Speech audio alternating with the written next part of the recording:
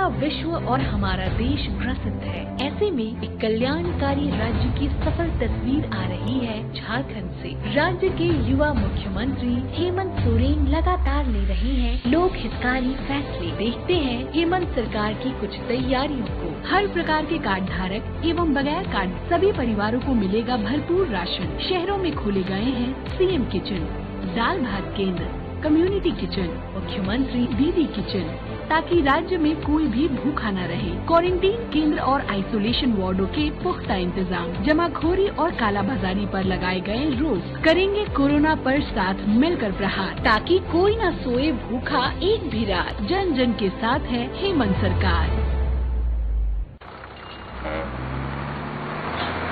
एक circuit house.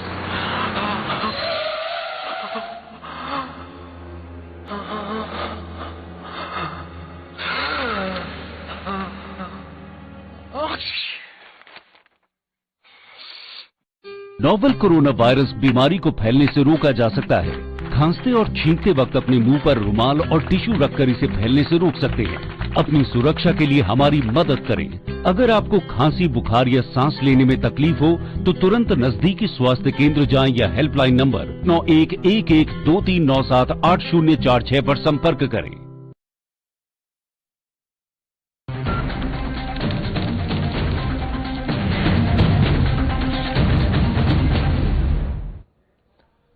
नमस्कार, खबर बिहार झारखंड में आप सभी का स्वागत है। आपके साथ में आदर्श तिवारी। शुरुआत करते हैं इस वक्त की हेडलाइंस के साथ।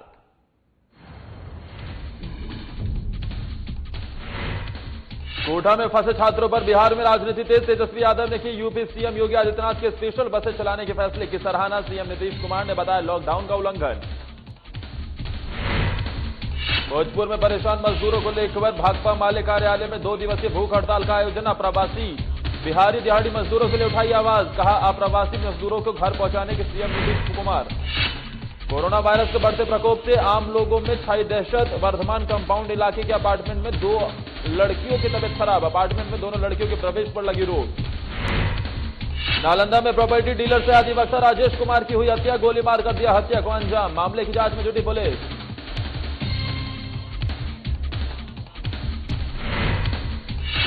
और पूर्णिया में शॉर्ट सर्किट की वजह से 5 दुकानों में लगी आग। दमकल विभाग की टीम ने कड़ी मशक्कत के बाद आग पर पाया काबू। 15 लाख का हुआ नुकसान।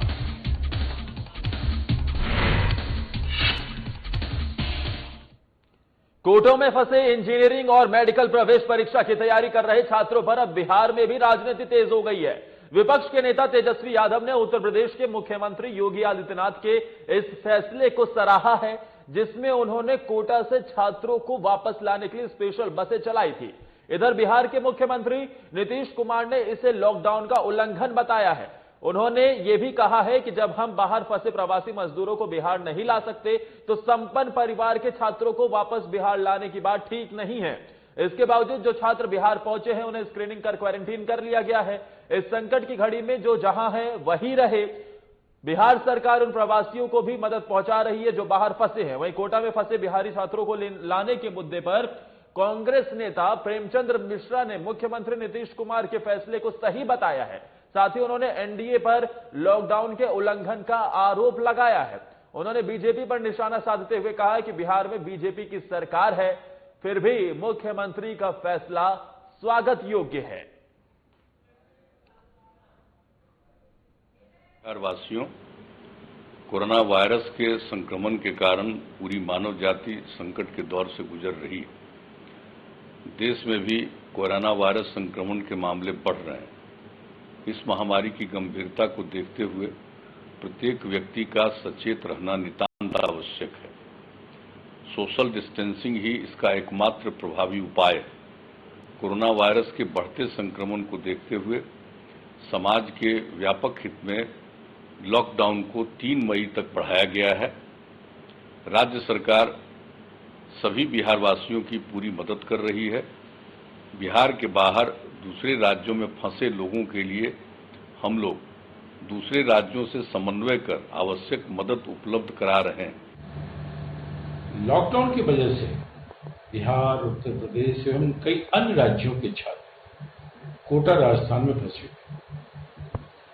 सरकारों का यह दायित्व है कि उन छात्रों को वहीं रहने दें और उन्हें प्रॉपर देखभाल करें, उनके भोजन और रहने का इंतजाम प्रॉपरली होना चाहिए। लेकिन एक तरफ जहां प्रधानमंत्री मोदी लॉकडाउन के लिए लोगों से आग्रह करते हैं, हाथ जोड़ते हैं कि घरों में रहें, लेकिन उत्तर प्रदेश के चीफ मिनिस्टर आमादा है लॉकडाउन तोड़ने के। सुना है कि लगभग 200-300 बसों को उन्होंने भेज दिया है यूपी के छात्रों को लाने के लिए। बिहार में भी बीजेपी सरकार में है और यहां की सरकार कहती है कि नहीं, हम छात्रों को लाने के लिए बसों को नहीं भेजेंगे। अगर एनडीए में ही लॉकडाउन को लेकर विरोधाभास है और कहीं न कहीं लॉकडाउन के प्रावधानों को तोड़ने के लिए सरकारें आमदा हैं, या दो अलग अलग तरह की धारणा है, यह चिंता का विषय है। और इस खबर पर ज्यादा जानकारी देने के लिए हमारे साथ बिहार झारखंड संपादक कुंदन कृतज्ञ फोन लाइन पर जुड़ गए हैं। कुंदन जी, एक तरफ जहां कोटा के छात्रों को लेकर अब राजनीति तेज हो गई है, इस बीच मुख्यमंत्री नीतीश कुमार का बयान, कितना इसे सराहनीय माना जाए और साथ ही इस बयान को, इस कदम को कैसे देखें और राज्य में जो बयानबाजी हो रही है उसे कैसे देखें? देखिए आदर्श, कोटा राजस्थान का जो एक आप कह लें कि आज की तारीख में एजुकेशन हब बना हुआ है और खास करके बिहार झारखंड के जो भी एंट्रेंस एग्जाम के लिए, खास करके मेडिकल और इंजीनियरिंग एंट्रेंस एग्जाम के लिए काफी संख्या में बच्चे वहां पर जाकर पढ़ाई करते हैं विभिन्न कोचिंग संस्थानों में। और कह सकते हैं कि एक बड़ी संख्या है, लगभग लाखों की संख्या में बिहार और झारखंड से हर साल बच्चे वहां पहुंचते हैं। और जिस तरीके से लॉकडाउन 22 तारीख को जनता कर्फ्यू हुआ है और 23 तारीख की देर रात 24 तारीख के अहले सुबह से जो लॉकडाउन लागू हुआ है, उसमें कई बच्चे हैं जो कोटा में फंसे पड़े हैं। और इन परिस्थितियों में अगर बात की जाए तो मुख्यमंत्री नीतीश कुमार ने लॉकडाउन के मद्देनजर जो एक फैसला लिया है, इस फैसले के दूरगामी परिणाम अपेक्षित हैं, क्योंकि जितने बच्चे फंसे हैं उनके अभिभावक, उनके पेरेंट्स की इच्छा है कि उनके बच्चे जल्दी से जल्दी घर पहुंचे। लेकिन नीतीश कुमार ने लॉकडाउन के तमाम दिशा निर्देशों का पालन करते हुए उन बच्चों को कोटा में ही रुके रहने की सलाह दी है और उनके आने की कोई व्यवस्था नहीं की है, क्योंकि एक तो काफी लंबी दूरी हो जाती है, राजस्थान, उत्तराखंड, उत्तर प्रदेश होकर उन्हें बिहार पहुंचना होगा। ऐसे में तमाम प्रशासनिक कवायद और उनको लाने की जो व्यवस्था है वह काफी आप कह लें कि परिश्रम से भरा होगा। और इसी को लेकर मुख्यमंत्री ने जो एक निर्णय लिया है, उस निर्णय के आलोक में कह सकते हैं कि अब बिहार में भी राजनीति तेज हो गई है। खास करके जहां इस मुद्दे पर प्रेमचंद मिश्रा जो कांग्रेस के नेता हैं और कह सकते हैं कि कांग्रेस के फ्रंट लेयर के नेता हैं, उनका जो स्टेटमेंट आया है, उस स्टेटमेंट में उन्हें नीतीश कुमार का साथ मिलता दिख रहा है। लेकिन वहीं दूसरी तरफ तेजस्वी यादव ने एक ट्वीट भी किया है। ट्वीट कर उन्होंने उत्तर प्रदेश के मुख्यमंत्री योगी ने जिस तरीके से कोटा से बच्चों को उत्तर प्रदेश बुलाया है, उनके तरह काम करने की सलाह भी डाली है। हालांकि इस पूरे वाकये पर कह सकते हैं आदर्श कि हर व्यक्ति का, हर राजनीतिक दल का एक अपना स्टैंड होगा। लेकिन अभी के हालातों की बात अगर हम करें तो कहा यह जा सकता है कि मुख्यमंत्री का यह फैसला स्वागत योग्य तो नहीं कह सकते हैं, लेकिन हाँ, प्रशासनिक नजरिए से कहें तो यह फैसला उनका सही प्रतीत होता है आदर्श। लेकिन ऐसे में अब इस पूरे मामले पर कुंदन जी कहीं ना कहीं बयानबाजी भी तेज हो गई है, मिलीजुली प्रतिक्रियाएं भी मिल रही है। और अगर ऐसे में जिस तरीके से मुख्यमंत्री नीतीश कुमार ने कहा कि हमें प्रवासी मजदूरों को, जो बाहर मजदूर फंसे हुए हैं, उन्हें भी लाना होगा अगर ऐसा ही करना है तो यानी अगर ऐसी स्थिति बनती है तो एक बहुत बड़ी संकट की स्थिति भी बन जाएगी, क्योंकि कहीं ना कहीं बिहार के पास रिसोर्सेज भी बेहद कम है। देखिए, जिस तरीके से नीतीश कुमार ने तमाम जो कोटा में बच्चे फंसे हैं या प्रवासी जो बिहारी हैं जो दूसरे राज्यों में मजदूरी करते हैं, नौकरी पेशा हैं, वो तमाम लोग आज की परिस्थिति में बिहार अपने पैतृक स्थान पर या लौटना चाह रहे हैं। तो इन परिस्थितियों में आप यह कह सकते हैं कि नीतीश कुमार ने सब चीजों को एक साथ एक नजरिए से देखने की कोशिश की है। उन्होंने कोटा में फंसे हुए बच्चों को अलग करके नहीं देखा है। और जाहिर सी बात है कि राजनीति है और इसमें इस फैसले पर राजनीति तेज होगी। जहां कांग्रेस का साथ उनको मिलता हुआ दिखाई दे रहा है, बीजेपी का कुछ और कहना है, भाजपा के जो शीर्ष नेतृत्व है उनका अलग दृष्टिकोण है। वह यूपी के मुख्यमंत्री योगी के तरह ही नीतीश कुमार को फैसला लेने की नसीहत दे रहे हैं। लेकिन नीतीश कुमार का भी कहना सही है कि अगर हम इन बच्चों को लेकर आते हैं तो जितने अप्रवासी बिहारी दूसरे राज्यों में हैं उन्हें भी हमको वापस लाने की कवायद शुरू करनी पड़ेगी। और साथ ही साथ एक सबसे अहम बात आपको बता दें आदर्श कि बिहार फाउंडेशन के जरिए 9 राज्यों के लगभग 18 केंद्रों पर लोगों को मदद पहुंचाई जा रही है। और नीतीश कुमार की कोशिश है कि कोटा में जितने बच्चे फंसे हैं उन्हें बिहार सरकार की तरफ से उचित मदद दी जाए और उनके खाने पीने और बाकी दूसरे चिकित्सा संबंधी जो भी उपाय किए जा सकते हैं वह तमाम सुविधाएं उन्हें मुहैया कराई जाएं। तो कहा यह जा सकता है कि जाहिर सी बात है नीतीश कुमार का यह एक अपना मानना है और मुख्यमंत्री हैं, प्रशासनिक नजरिए से उनका जो निर्णय होगा उसी निर्णय पर पूरे सरकार को काम करना पड़ेगा। तो राजनीति होनी लाजमी है, लेकिन यह उनका जो फैसला है, इस फैसले को आप कह सकते हैं कि प्रशासनिक दृष्टिकोण से फैसला उचित जान पड़ता है। आदर्श, ठीक है, तमाम जानकारी देने के लिए कुंदन जी आपका शुक्रिया। वहीं कोरोना वायरस के बढ़ते प्रकोप से लोग काफी दहशत में हैं, लेकिन सतर्क भी बने हुए हैं। और इसी बीच जो नजारे सामने आ रही हैं, एक अपार्टमेंट का हम आपको नजारा दिखा रहे हैं और वर्धमान कंपाउंड इलाके के एक अपार्टमेंट में लोग काफी दहशत में हैं, सतर्क भी हैं। अपार्टमेंट की रहने वाली 2 लड़कियां शुक्रवार को अपने किसी परिचित के घर गई जिनकी तबीयत खराब थी। शनिवार को जब वो वापस अपनी अपार्टमेंट में आई तो सोसाइटी के लोगों ने गेट खोलने से इनकार कर दिया। सोसाइटी के लोगों का कहना है कि जांच होने के बाद ही हम लोग इन्हें अंदर आने की इजाजत देंगे। सूचना पर पहुंची लालपुर थाने की पुलिस ने दोनों पक्ष को थाने में अपनी रिपोर्ट दर्ज कराने की बात कही है।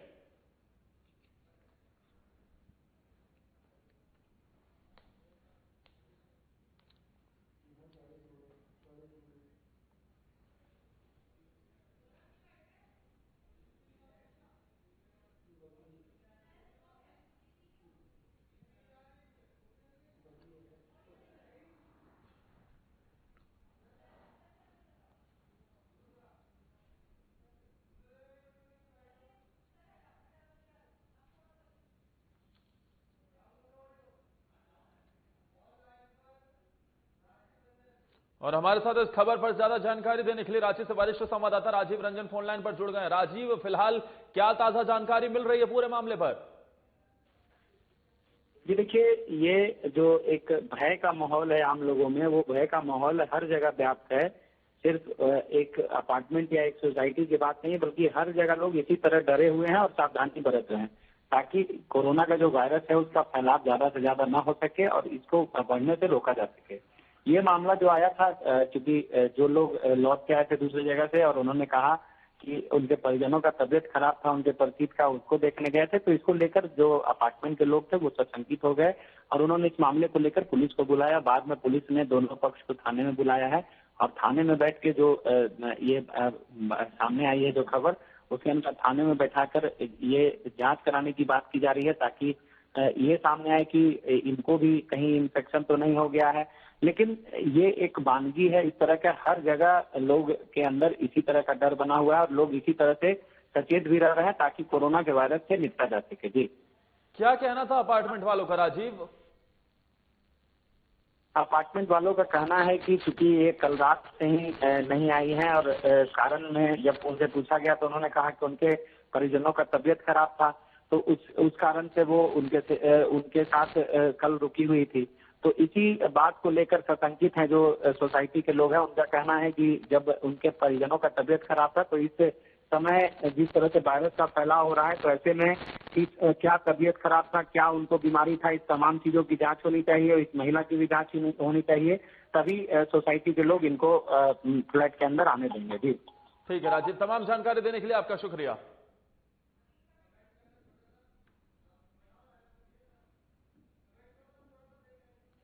वहीं कोरोना वायरस के बढ़ते प्रकोप से लोगों में दहशत है और ये दहशत देखिए ऐसी हो गई है कि 2 लड़कियां जो अपने परिजनों से मिलने गई थी, बताया जा रहा था कि उनकी तबीयत खराब थी इसलिए वो मिलने गई, लेकिन जब वो वापस लौटी तो सोसाइटी का गेट बंद था और उन्हें नो एंट्री कह दिया गया। इस बीच वहां पर सोसाइटी के लोग, जो अपार्टमेंट के लोग हैं, उनकी ये मांग कि इन लड़कियों का इनकी जांच करवाई जाए और साथ ही जांच के बाद ही जो चीज निकलकर सामने आएगी उसी के बाद ही इन्हें एंट्री दी जाएगी।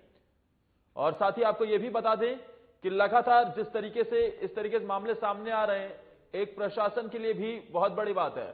और इसी के साथ यहां रुक रहे हैं, छोटे से ब्रेक के लिए लौटते हैं जल्द कुछ और खबरों के साथ।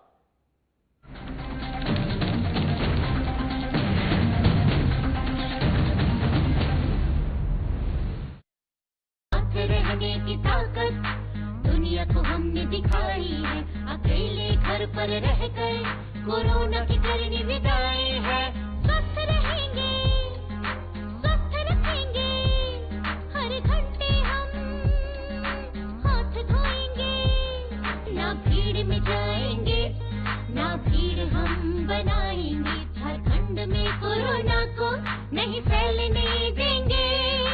सजग रहेंगे, संयमित रहेंगे, अफवाहों को ना हम सुनेंगे, सरकार प्रशासन की हर बातों पर करेंगे अमल, कोरोना को हराकर लौटाएंगे हम चहल पहल। हर घंटे में 20 सेकंड तक साबुन से हाथ धोएं, जिनमें दिखे लक्षण उनसे 2 मीटर की दूरी बनाएं, लक्षण दिखने पर डॉक्टर से जांच करवाएं, नाक का मुंह पर हाथ न लगाएं, हर क्षेत्र से कोरोना को भगाएं, सजग रहें, स्वस्थ रहें। हेमंत सरकार हर पल आपके साथ। सूचना और जनसंपर्क विभाग झारखंड सरकार द्वारा जनहित में जारी।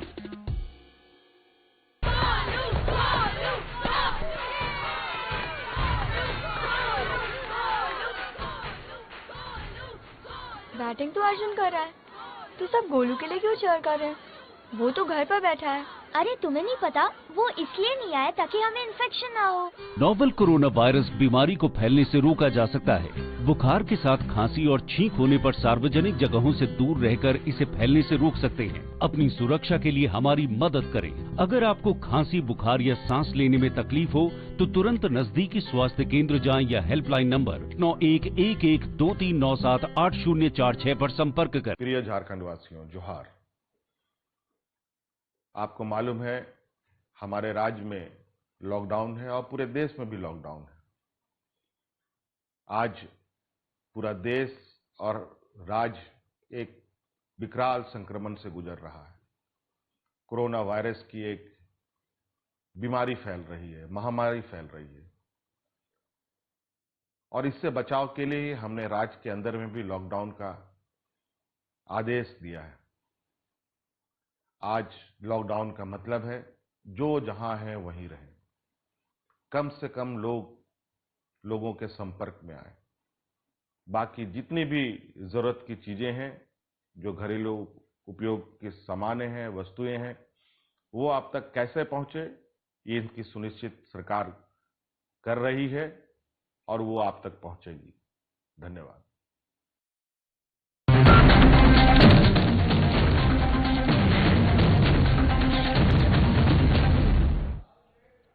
ब्रेक के बाद एक बार फिर आप सभी का स्वागत है। कोरोना वायरस को लेकर जहां पूरे देश भर में लॉकडाउन की अवधि बढ़ा दी गई है, वहीं गरीब वर्ग के लोग और प्रवासी मजदूरों को भी काफी परेशानियों का सामना करना पड़ रहा है। इसी क्रम में भोजपुर जिले के आरा में स्थित भाकपा माले के कार्यालय में 2 दिवसीय भूख हड़ताल का आयोजन किया गया। भाकपा माले ने अपने अप्रवासी दिहाड़ी मजदूरों के लिए आवाज उठाई है। भाकपा माले के तरारी विधायक सुदामा प्रसाद ने कहा कि जिस तरह से विभिन्न राज्यों के मुख्यमंत्रियों द्वारा अपने राज्यों के मजदूर और गरीबों को विभिन्न परिवहनों से उनके घरों तक पहुंचाया जा रहा है, उसी तरह हमारे बिहार के मुख्यमंत्री नीतीश कुमार को भी सभी अप्रवासी मजदूर भाइयों को उनके घर तक पहुंचाया जाना चाहिए। हाँ, आज पूरे देश में एक्टू के जरिए, खेतग्रामोस के जरिए, माले के जरिए ये भूख हड़ताल है। जो प्रवासी मजदूर हैं उनकी सकुशल वापसी हो घर तक मुफ्त में बिहार सरकार या विभिन्न राज्यों की सरकारें इसका प्रबंध करें। उनको घर तक लाने का लॉकडाउन पैकेज दिया जाए, उनको 10,000 रुपया, और रास्ते में पका हुआ खाना दिया जाए। और यहाँ मैंने देश के हर राज्य में जो गरीब लोग हैं उनको बिना कार्ड के राशन दिया जाए। राशन का कोई कमी नहीं है, ठीक ना। हम लोग मांग करते हैं कि 3 माह का मुफ्त राशन पूरे देश के गरीबों को दिया जाए। राशन कार्ड की अनिवार्यता जो है खत्म कर दिया जाए। इस लॉकडाउन में कुछ युवा मानवता की मिसाल पेश कर रहे हैं। देश में लॉकडाउन 2.0 आरंभ होते ही युवाओं की ये समूह टीम चौपारण सजग हो गई। आपको बता दें कि राष्ट्रीय राजमार्ग 2 जीटी रोड से प्रतिदिन गुजरने वाले सैकड़ों राहगीर, बिरहोर टोलो, क्वारंटीन सेंटर में मौजूद सैकड़ों लोग, इन सब की सेवा में लगे स्वास्थ्य कर्मी के साथ प्रशासन के लोगों के बीच बीते कई दिनों से फूड पैकेट्स पहुंचाए जा रहे हैं। बताते चले कि बिहार झारखंड सीमा के चौरदाहा चेकपोस्ट पर प्रतिदिन फूड पैकेट्स उपलब्ध करा रहे हैं। अब तक 8,000 से अधिक लोगों को भोजन कराया जा चुका है। इतना ही नहीं, प्रखंड स्तर पर कार्यरत प्रमुख स्वयंसेवी संस्था प्रशासन के साथ समन्वय बनाकर टीम का निर्माण किया, जो आपदा में सबको सहयोग कर मिसाल पेश कर रही है।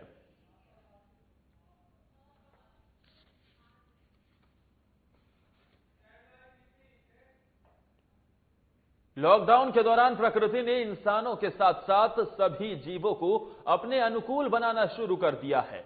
बहती नदियों का पानी भी स्वच्छ होने लगा है। बिहार के भागलपुर में बड़े गरुड़ जैसी चिड़िया को भोजन के लिए इंसानों के पास जाते देखा गया। वहीं लोगों ने गंगा नदी के पानी के स्वच्छ होने की भी उम्मीद जताई है।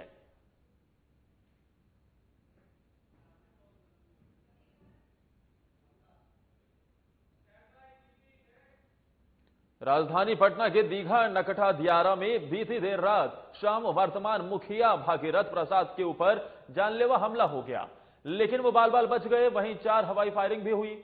आपको बता दें कि मुखिया अपने पंचायत में कोरोना वायरस को लेकर जागरूकता अभियान चला रहे थे। साथ ही इलाके के लोगों के बचाव के लिए साफ सफाई कराने के साथ साथ ब्लीचिंग पाउडर और जरूरतमंदों के बीच राशन वितरण करवा रहे थे। साफ सफाई को लेकर मुखिया द्वारा पास के ही एक घर के पास भी ब्लीचिंग पाउडर का छिड़काव किया गया, जिससे उस घर के लोग गुस्से में आ गए और नशे की हालत में मुखिया के साथ गाली गलौज शुरू कर दी। फिर धमकी देने लगे। जब मुखिया ने अपने साथ किए जा रहे बदसलूकी का विरोध जताया तो उन पर गोली चला दी गई। आनन फानन में मुखिया अपनी जान बचाकर दीघा थाना पहुंचे और मामले की जानकारी पुलिस को दी। वहीं इसकी सूचना मिलते ही पुलिस की टीम मामले की छानबीन में जुट गई है।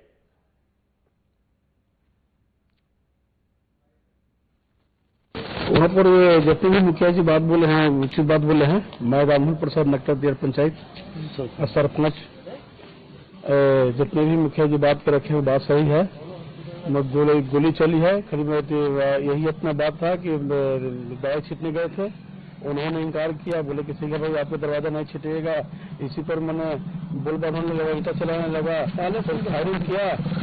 फायरिंग करके जब भागने चला तो मैंने जल लगा हाल में जैसे कि मार देने की संभावना नहीं भागा जाता था।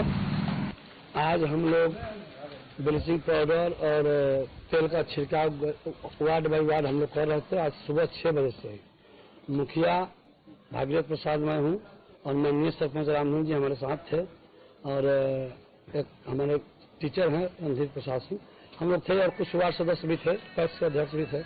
हम लोग वार्ड नंबर 1 से बांटते बांटते 3 बजे तक बांटे। धूपा होगा तो हम लोग रेस्टोरेंट में खाना में खाए। उसके बाद फिर हम लोग 4 में बांटे, 4 नंबर वार्ड में छिड़काव किए। उसके बाद में 5 बजे बांटते हुआ है। श्याम बहादुर जी 5 नंबर वार्ड का वार्ड सदस्य भी हैं और पंचायत का उप मुखिया भी है। वैश्विक महामारी कोरोना से निजात दिलाने में पुलिस कर्मियों सहित एनसीसी कैडेट, स्काउट और गाइड के लोग जरूरतमंदों को जागरूक करने के साथ साथ मास्क, सैनिटाइजर, साबुन, भोजन का वितरण कर रहे हैं। साथ ही लोगों से लॉकडाउन और सोशल डिस्टेंसिंग का पालन करने की अपील भी करते नजर आ रहे हैं।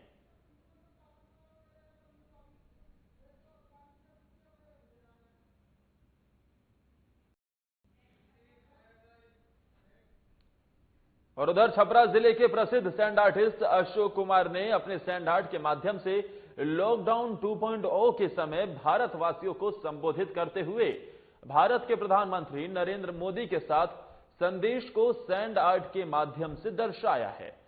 आपको बता दें कि कलाकार अशोक समय समय पर अपने सैंड आर्ट के जरिए लोगों को संदेश देते हुए जागरूक करने का प्रयास करते रहते हैं।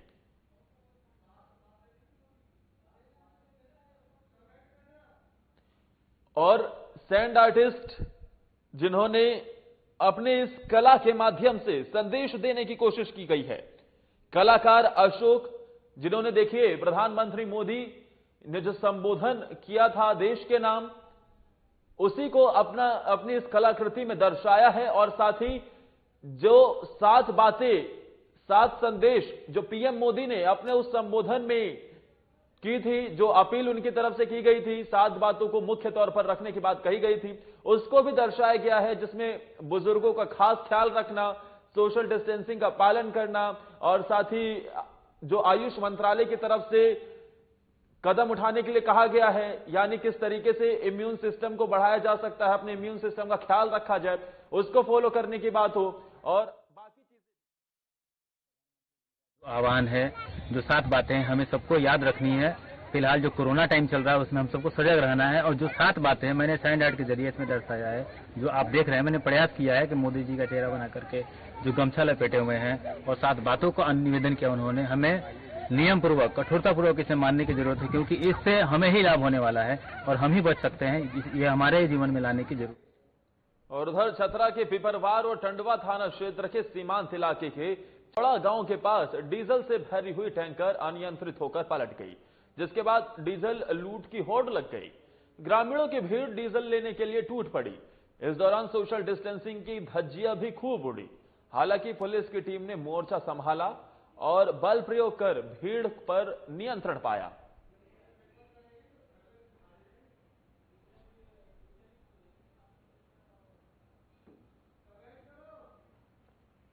चतरा की ये तस्वीर हम आपको दिखा रहे हैं। देखिए किस तरीके से एक डीजल से भरा हुआ टैंकर अनियंत्रित होकर जैसे ही पलटा, ग्रामीणों की डीजल भरने की होड़ लग गई। और फिर कहां दिखाई दिया कि किसी भी तरीके का लॉकडाउन लगा हुआ है, फिर कहां दिखाई दिया है कि कोरोना जैसी महामारी से हम जूझ रहे हैं, फिर कहां यह ध्यान रहा है कि हमें सोशल डिस्टेंसिंग का पालन करना है। लेकिन सबसे पहले तो डीजल लूटना है। और देखिए ये जो टैंकर पलटा हुआ है, शायद ही किसी ने यह भी कोशिश की होगी कि अगर उसमें कोई ड्राइवर या कंडक्टर तो मौजूद नहीं है कि उसे भी निकालकर उसे अस्पताल तक पहुंचाया जा सके। और अगर ऐसा होता भी तब भी लोग डीजल लूटते हुए ही नजर आते। कहीं भी ऐसा नहीं दिख रहा है कि लॉकडाउन का लोग पालन कर रहे हैं, कहीं भी ऐसा नहीं दिख रहा है कि सोशल डिस्टेंसिंग को मेंटेन कर रहे हैं, कहीं भी ऐसा इन तस्वीरों को देखकर नहीं लग रहा है कि हम कोरोना जैसी महामारी से लड़ रहे हैं।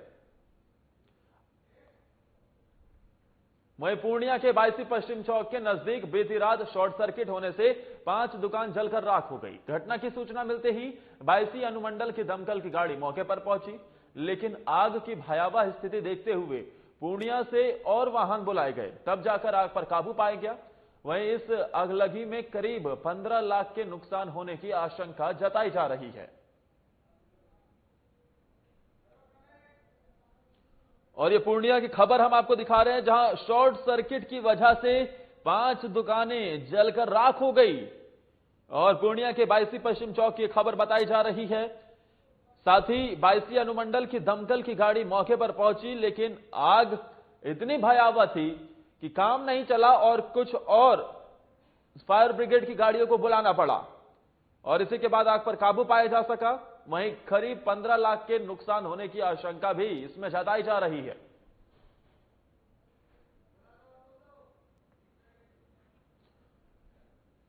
और शॉर्ट सर्किट की वजह से 5 दुकानों में यह आग लगी है। करीब 15 लाख के नुकसान की आशंका जताई जा रही है। और साथ ही पूर्णिया की खबर, जहां बायसी पश्चिम चौक के नजदीक यह आग लगी और आग की लपटें देखिए किस तरीके से वहां पर उठती हुई दिख रही हैं। और इसी के साथ इस बुलेटिन में फिलहाल के लिए मेरे साथ इतना ही। घर पर रहिए, सुरक्षित रहिए, लॉकडाउन का पालन जरूर करिए।